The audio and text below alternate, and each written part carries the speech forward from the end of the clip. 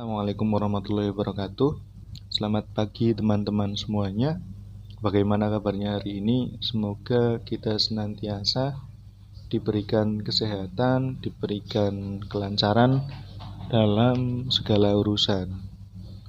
Nah, hari ini kita akan belajar mengenai kalorimeter dan persamaan termokimia. Oke, sebelum masuk ke materi kalorimeter dan persamaan termokimia, kita lihat dulu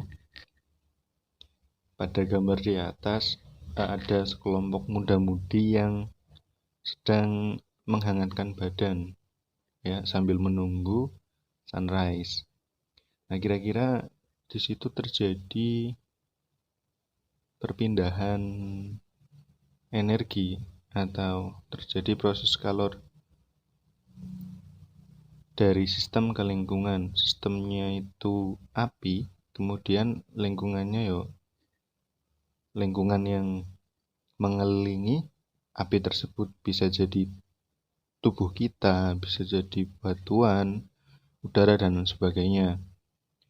Bahwasannya dari hal tersebut berkaitan dengan hukum kekalan energi yang bunyinya energi tidak dapat dihilangkan atau diciptakan, namun energi hanya dapat diubah bentuknya dari satu bentuk ke bentuk lainnya, seperti itu.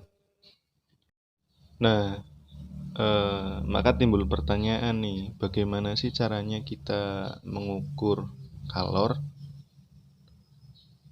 Kan kita tahu bahwasanya kita tidak dapat mengukur jumlah dari kalor itu sendiri, tetapi kita dapat menentukan kalor dengan cara mengukur perubahan suhu dan juga perubahan efek termal. Jadi yang perlu digarisbawahi di sini adalah suhu dan juga efek termalnya. Alat untuk mengukur perubahan suhu dan juga efek termal itu disebut dengan kalorimeter. Kalor itu sendiri merupakan energi yang ditransfer antara sistem dan lingkungannya sebagai akibat dari perbedaan suhu. Bagaimana sih bentuk kalorimeter? Pada PowerPoint slide ketiga itu disajikan gambar termometer. Bentuknya seperti gelas cup mie instan yang cepat saji yang tinggal diseduh. Nah, itu terbuat dari styrofoam. Kemudian bahannya juga termasuk isolator. Nah, dalam kalorimeter itu sendiri ada termometer sebagai pengukur suhunya, kemudian juga ada pengaduk atau stirrer. Nah, yang ada di dalam itu merupakan campuran reaksinya. Untuk mengukur perubahan suhu itu diketahui dengan rumus Q sama dengan M kali C kali delta T, atau Q sama dengan C kali delta T. Dengan ketentuan rumus tersebut, Q adalah jumlah kalornya, kemudian M adalah massa zat, ini satuannya kilogram, kemudian delta T itu perubahan suhu, satuannya derajat Celcius, kemudian C adalah kalor jenis. Nah, pada tabel paling kanan itu disajikan kalor jenis dari masing-masing zat. Contohnya ada air, dia memiliki kalor jenis 4200 Joule per kilogram. Kemudian ada air laut memiliki 3900 Joule per kilogram, dan seterusnya sampai dengan timbal yang memiliki kalor jenis 130 Joule per kilogram. Nah, kita langsung saja ke perhitungan agar nanti lebih mudah dalam memahami ya. Di sini disebutkan berapa kalori yang dibutuhkan untuk menaikkan suhu 500 gram air dari suhu mula-mula 20 derajat Celcius menjadi 100 derajat Celcius dengan kalor jenis airnya adalah 4200 Joule per kilogram. Pada soal nomor 1 itu diketahui masanya adalah 500 gram air, kemudian suhunya mula-mula 20 derajat menjadi 100 derajat. Berarti delta H-nya atau selisihnya adalah 80 derajat Celcius. Kalor jenis atau C-nya adalah 4200 Joule per kilogram. Sehingga rumus yang digunakan adalah Q sama dengan M kali C kali delta T. M-nya kita konversi dulu. Karena satuannya masih gram, kita ubah ke kilogram. Dari 500 gram menjadi 0,5 kilogram. Sehingga hasilnya adalah 0,5 kali 4200 kali 80, yakni 168.000 Joule atau 168 kilojoule.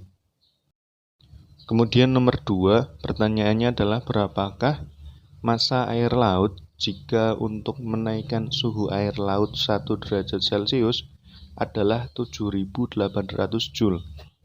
Dengan ketentuan massa jenis air laut itu 3.900 Joule per kilogram. Oke, dalam menjawabnya diketahui dari soal C atau kalor jenis air lautnya adalah 3.900 Joule per kilogram. Kemudian delta T-nya itu 1 derajat Celcius. Kemudian kalor yang dibutuhkan adalah 7.800 Joule. Maka kita gunakan rumus yang tadi yang Q sama dengan M kali C kali delta T. Namun kita di nomor 2 ini mencari massanya atau jumlah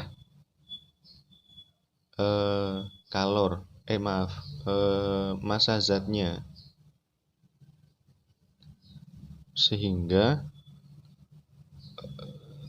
rumusnya menjadi M sama dengan Q atau kalor dibagi C atau kalor jenis air laut dikali delta T.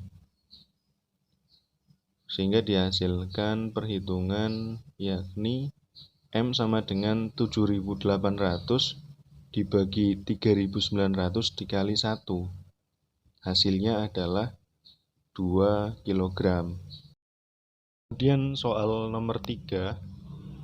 Sebanyak 4 gram natrium hidroksida dengan mRNaOH yakni 40 dimasukkan ke dalam kalorimeter yang berisi 400 ml air. Ternyata larutan hasil reaksi mengalami kenaikan 10 derajat Celcius dari suhu mula-mula. Bila massa jenis air adalah 1 gram per mili dan kalor jenis larutannya 4200 Joule per kilogram, tentukan perubahan entalpi pelarutan natrium hidroksida.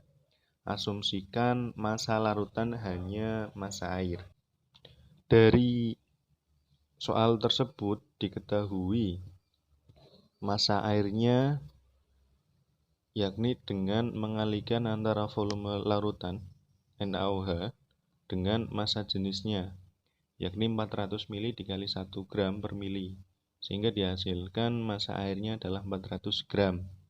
Kemudian kalor jenisnya adalah 4200 Joule per kilogram. Delta T-nya atau perubahan suhu dari mula-mula ke suhu saat ini adalah 10 derajat Celcius. Dia mengalami kenaikan sebesar 10 derajat Celcius. Perhitungannya sama dengan yang sudah-sudah, yakni Q sama dengan M kali C kali delta T.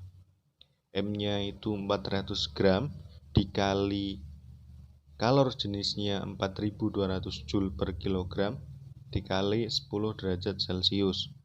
Hasilnya adalah 16.800 Joule atau 16,8 kilojoule.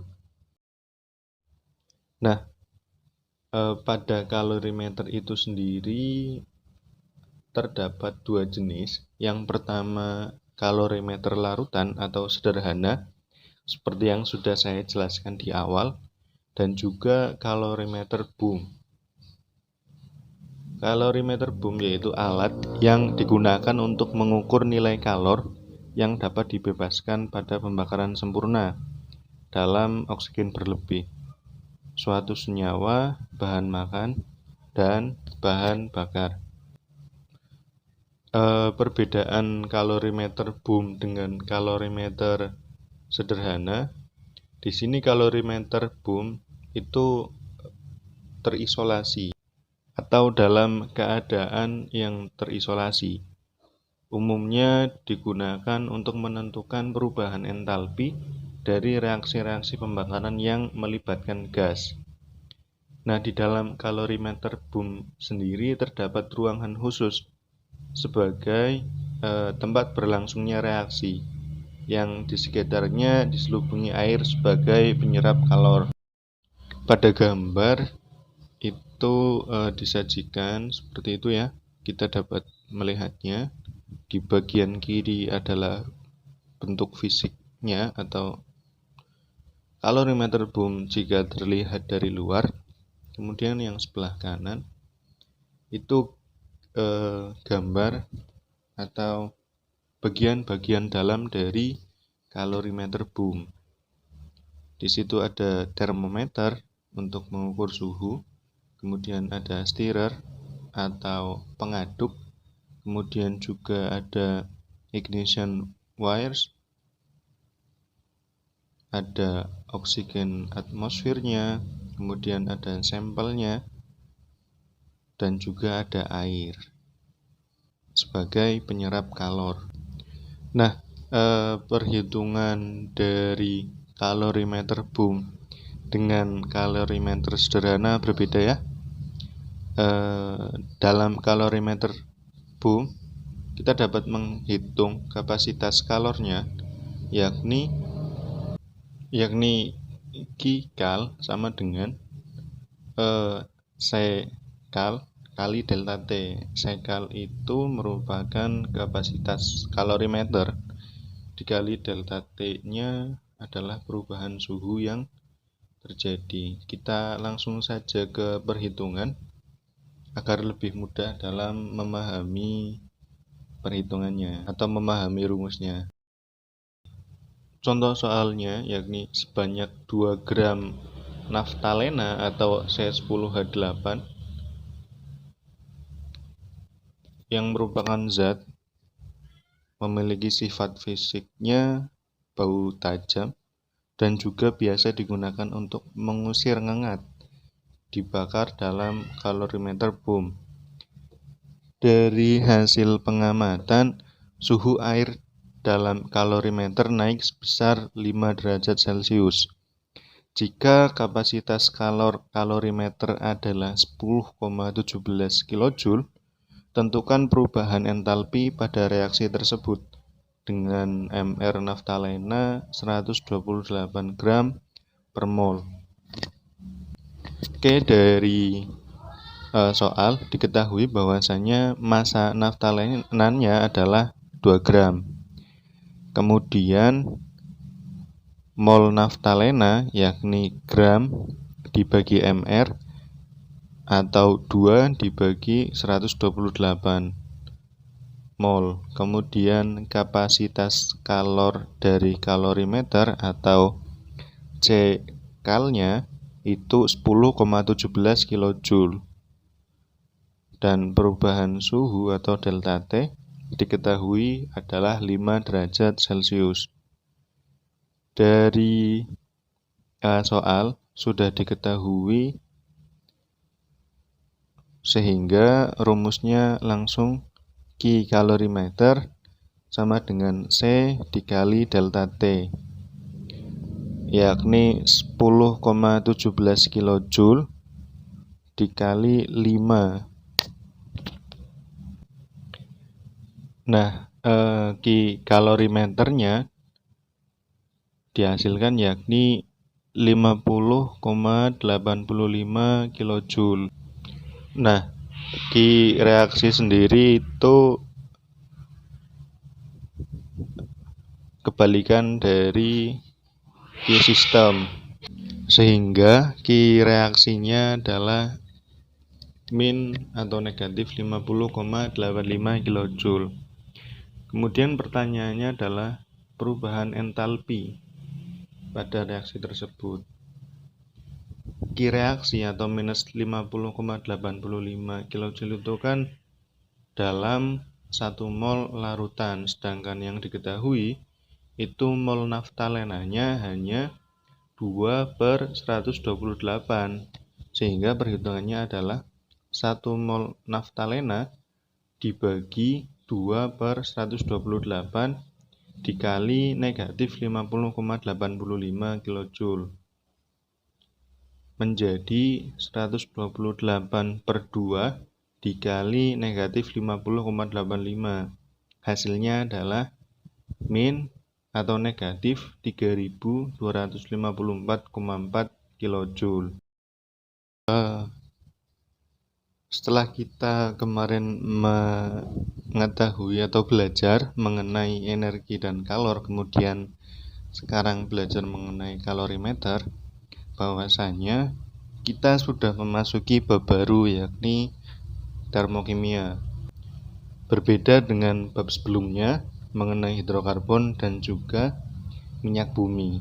Apa sih termokimia? Termokimia merupakan ilmu yang mempelajari perubahan kalor atau panas suatu zat yang menyertai suatu reaksi atau proses kimia.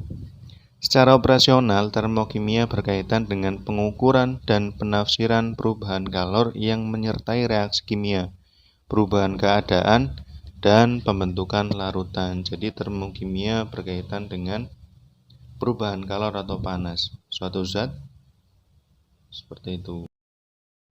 Oke, di slide ke-10 kita masuk ke persamaan termokimia.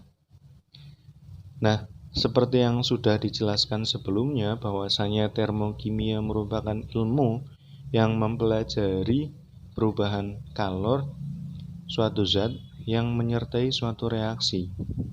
Nah, pada slide ke-10 ini disajikan dua buah reaksi pembentukan H2O.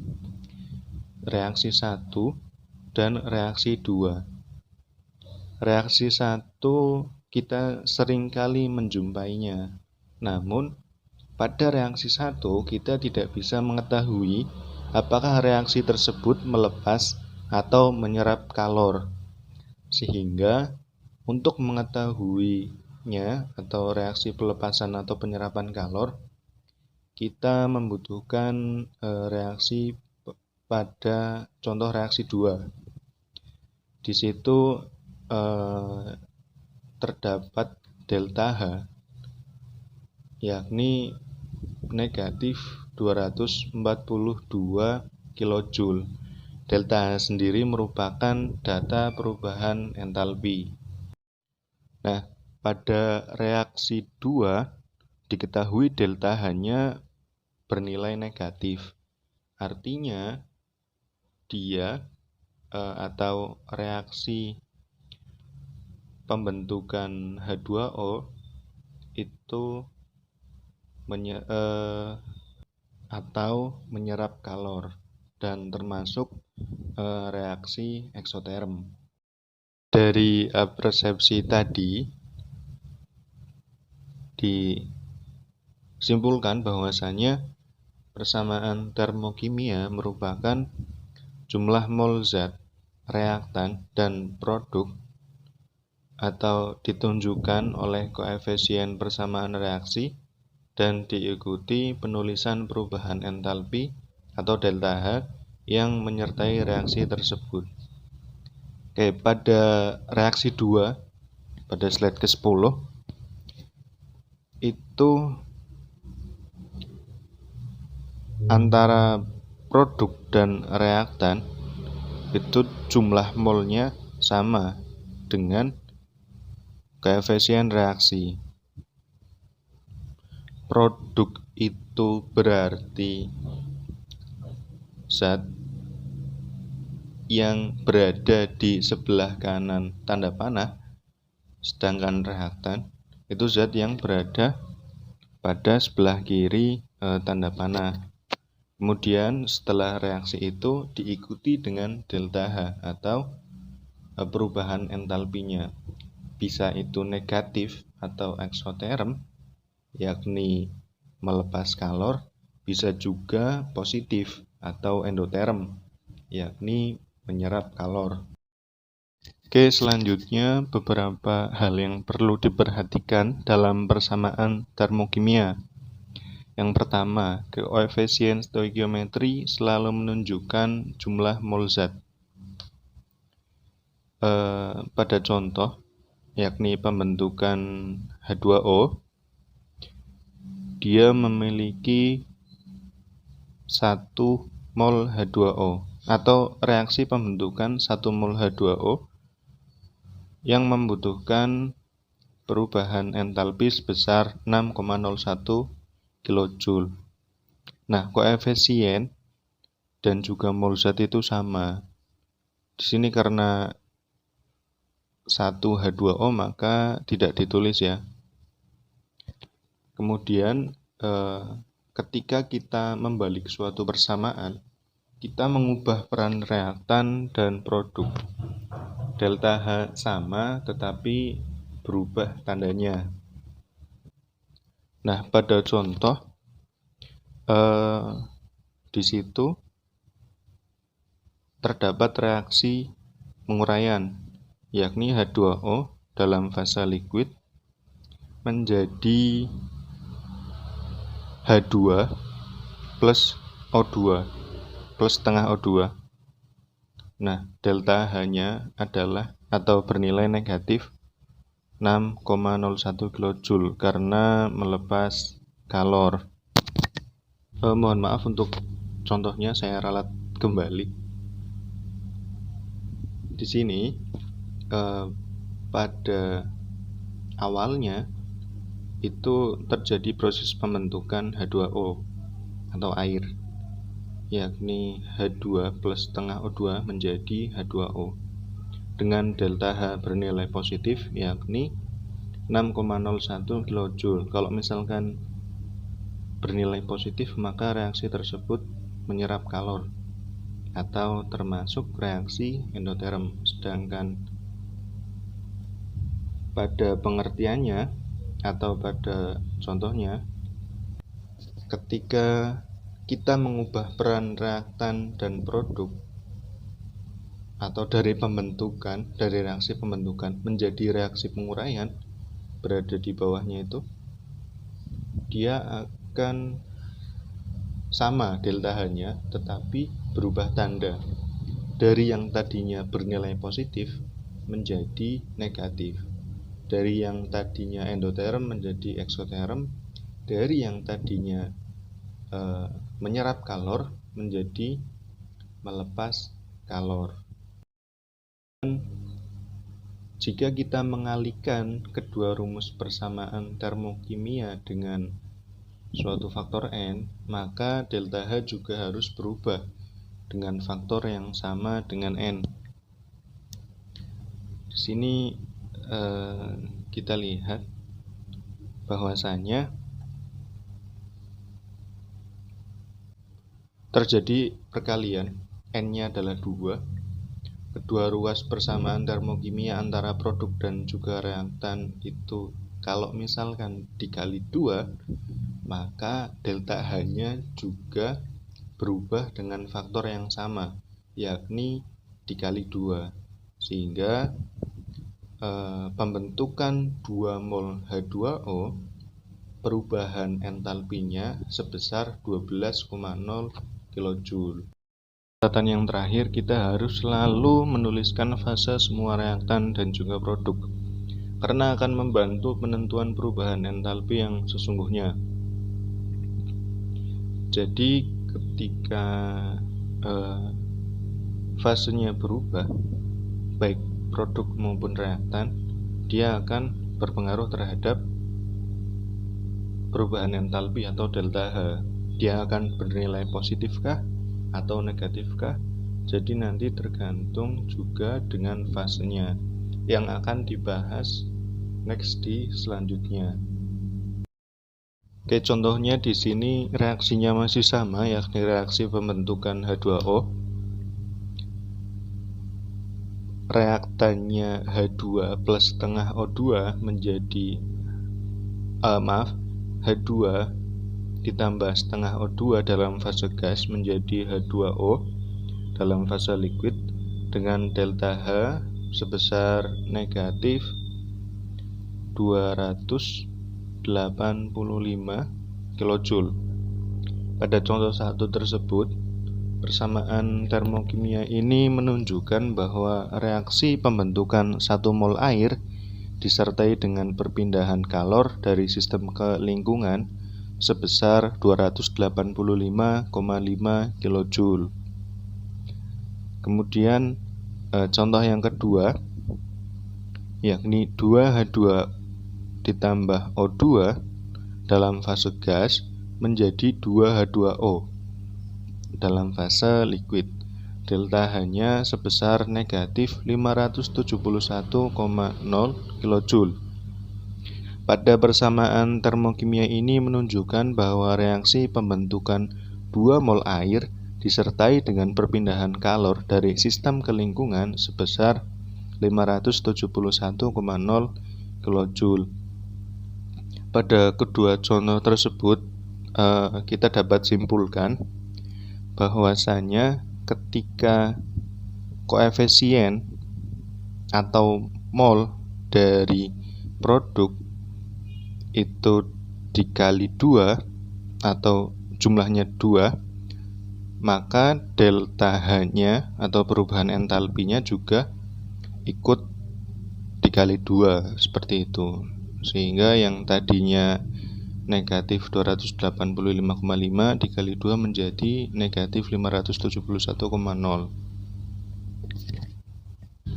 Dan kedua reaksi tersebut termasuk reaksi eksoterm atau pelepasan kalor dari sistem ke lingkungan.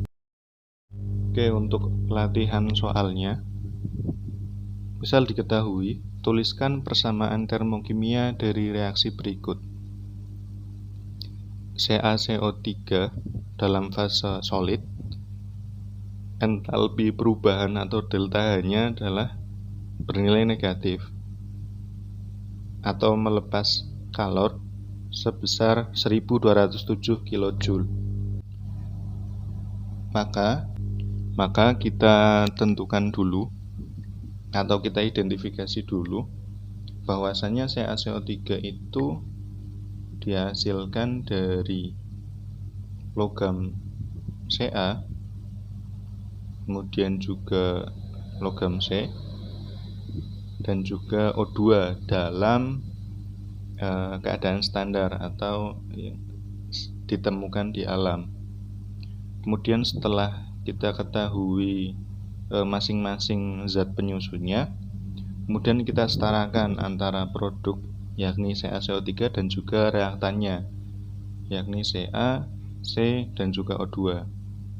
Kita lihat di produk, dia memiliki satu Ca, koefisiennya 1. Pada reaktan, koefisien dari Ca itu sudah 1, jadi tidak perlu diubah. Kemudian kita lihat juga pada C atau karbon, dia memiliki satu koefisien atau koefisiennya 1. Pada reaktan juga 1. Kemudian pada produk oksigen, dia memiliki 3 koefisien, sehingga untuk menyetarakannya dia ditambahkan 3/2 untuk menghasilkan 3O2 seperti itu.